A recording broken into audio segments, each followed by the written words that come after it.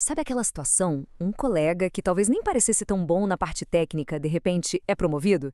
E a gente fica se perguntando por quê? A resposta muitas vezes não está no que a pessoa sabe fazer, mas em como ela interage no dia a dia. No mercado de hoje, só dominar a técnica, por mais importante que seja, já não é o suficiente. A verdadeira chave, a virada de jogo para subir na carreira, está nas famosas soft skills.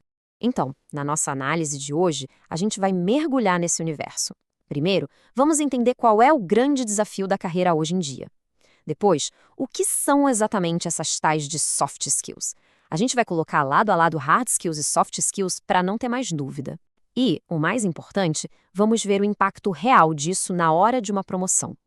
E para fechar, a pergunta que não quer calar: dá para aprender e desenvolver essas habilidades? Vamos começar por aí, pelo desafio. Antigamente, ser um grande especialista em alguma coisa era quase uma garantia de sucesso, né? Hoje, o cenário mudou completamente. Com tanta coisa sendo automatizada, com equipes trabalhando de tudo que é canto do mundo, o que realmente faz um profissional se destacar e continuar crescendo é a sua capacidade de se adaptar e principalmente de trabalhar bem com os outros. Então, por que só ser bom tecnicamente já não é o passaporte para o sucesso? Bom, a resposta é até bem simples quando a gente para pensar. O trabalho é feito com pessoas e para pessoas. Imagina só, um desenvolvedor brilhante que não consegue comunicar as próprias ideias ou um gestor que não sabe como motivar a equipe. Eles mesmos acabam criando um teto para o próprio crescimento. O como se faz as coisas se tornou tão ou mais importante que o que se faz. E é exatamente aqui que as soft skills entram em cena.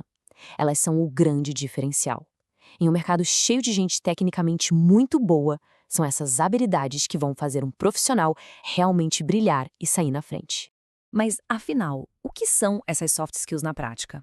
Pensa assim. São as habilidades que guiam a nossa interação com o mundo ao redor. Coisas como comunicação, empatia, saber negociar, liderar.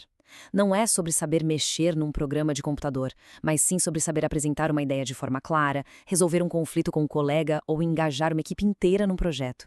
E para a gente entender de vez o poder das soft skills, é essencial colocar elas em contraste com as hard skills. Essa diferença é o pulo do gato para quem quer direcionar a carreira de um jeito mais inteligente, mais estratégico.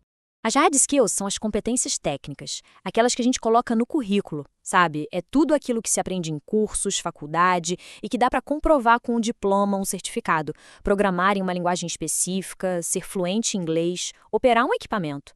Elas são a base, o que qualifica alguém para, no mínimo, participar de uma seleção. E olha só, essa comparação deixa tudo bem claro. De um lado, as hard skills, o que um profissional sabe, são técnicas fáceis de medir.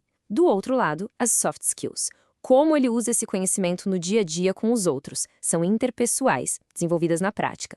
Basicamente, uma é sobre conhecimento, a outra é sobre comportamento. E agora, a gente chega no ponto principal, como tudo isso impacta a chance de crescer na carreira. Uma coisa é saber a diferença, outra é entender como isso vira de fato uma promoção ou um cargo de liderança, porque as empresas estão, hoje, quase obcecadas por essas habilidades.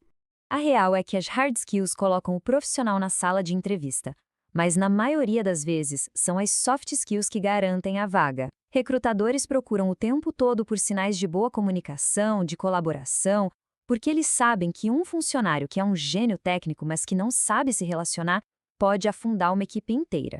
E isso não é só uma preferência, virou uma exigência mesmo. As empresas fazem questão porque uma contratação errada custa muito caro.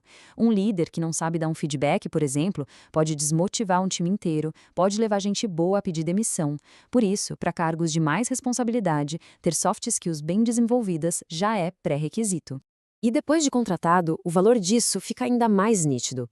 Profissionais com boas soft skills facilitam o trabalho em equipe, são aquelas pessoas que todo mundo gosta de ter por perto.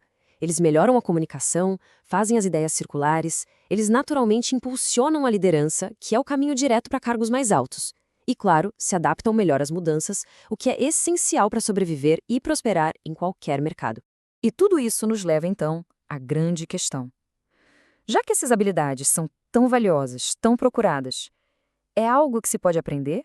Ou a pessoa nasce com elas e pronto? Rola um mito muito grande de que soft skills são dons, que é algo da personalidade da pessoa. Muita gente pensa, eu sou uma pessoa mais tímida, então nunca vou ser um bom comunicador. Ou então, liderança não é para mim, não levo jeito. Essa crença de que são traços fixos, que não dá para mudar, pode ser uma barreira e tanto na carreira. E a resposta para esse mito é um sonoro e direto não. Essa ideia de que a gente não pode mudar nossas habilidades de comportamento é simplesmente falsa. A realidade, felizmente, é bem mais animadora e coloca o controle do nosso desenvolvimento profissional nas nossas próprias mãos. A principal mensagem aqui é que soft skills são como músculos. Elas podem e devem ser treinadas. Ninguém nasce um palestrante incrível, mas se torna um com muita prática. Ninguém nasce um gênio da negociação, mas aprende técnicas e vai melhorando.